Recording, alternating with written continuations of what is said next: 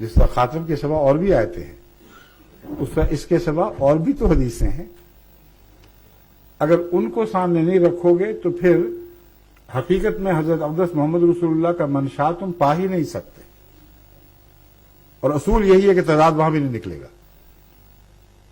حضور اکرم نے ایک طرف یہ فرمایا، دوسری طرف فرمایا کہ آنے والا مسیح جس کا وعدہ دیا گیا ہے وہ نبی اللہ ہوگا.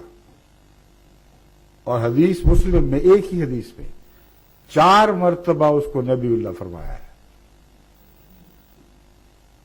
اب کیا حضرت رسول اللہ صلی اللہ علیہ وآلہ وسلم یہ کہتے وقت اس بات کو بھول گئے تھے کہ میں نے تو کہا تھا لا نبی بعدی؟ پھر بعدی کا کیا معنی ہے؟ ایک اور حدیث ہے جو علماء آپ کے سامنے نہیں رکھتے، جو سارے تضاد کو حل کر دیتی ہے. فرماتے ہیں لیس نبی بینی و بینہ، جس مسیح کے متعلق فرمایا کہ وہ نبی ہوگا، آئندہ زمانے میں ہوگا اور نبی ہوگا، اس کے متعلق فرمایا لیسا نبی بینی و بینہ. جب میں کہتا ہوں میرے بعد نبی نہیں تو یہ مراد نہیں ہے کہ وہ بھی نبی نہیں ہے، میرے اور اس کے درمیان کوئی نبی نہیں ہے. میرے مسیح کے درمیان کوئی نبی نہیں ہے. اب تضاد کہاں رہا باقی؟ بعدی قیامت تک کے لیے ہے یا کسی معین وقت کے لیے؟ بعدی کبھی چھوٹا اثر بھی رکھتا ہے، لمبا اثر بھی رکھتا ہے. سوال یہ ہے کہ محمد رسول اللہ صلی اللہ علیہ وآلہ وسلم اس بات کو قیامت سے ملا رہے تھے یا ایک لمبے عرصے کا بعد مراد ہے جس نے کسی وقت ختم ہونا تھا؟ کس بات پر، کس وجود پر ختم ہونا تھا؟ حدیث مسلم نے بتایا کہ اس کے باوجود مسیح نبی اللہ کے طور پر آئیں گے. اور اس حدیث نے دکھا دیا کہ آن حضرت صلی اللہ علیہ وآلہ وسلم کا منشا یہ ہے کہ میرے بعد عیسیٰ کے آنے تک کوئی نبی نہیں آئے گا.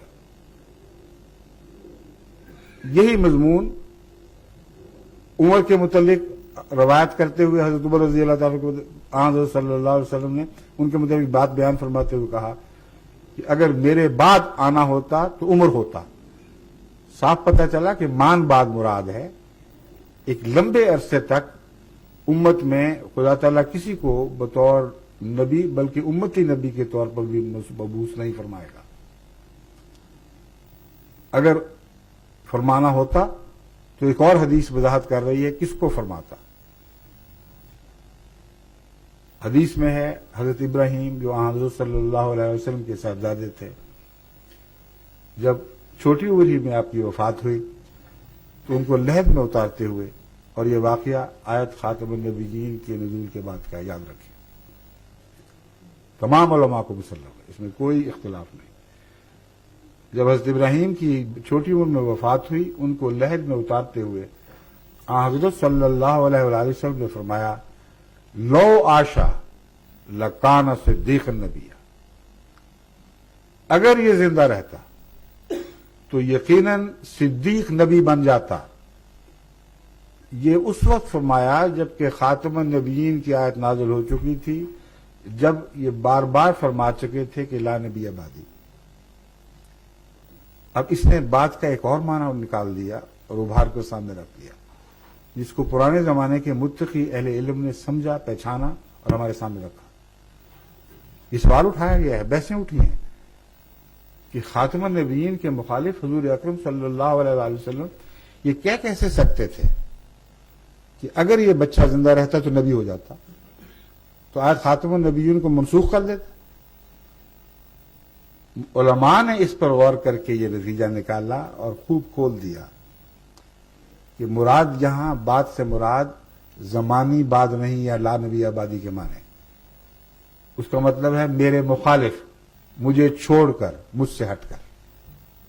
اب ایک اور معنی سامنے ابھرے جو نہ صرف عربی کے مطابق مسلم بلکہ قرآن کریم میں انہی معنوں میں استعمال ہوا ہے لفظ بعد.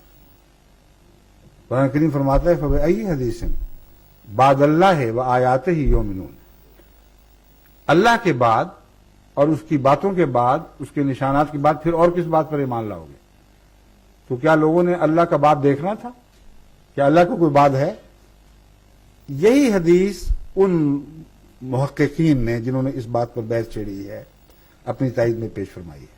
یہی قرآن کی آیت. کہتے ہیں دیکھو تم بات کا مطلب نہیں سمجھ رہے.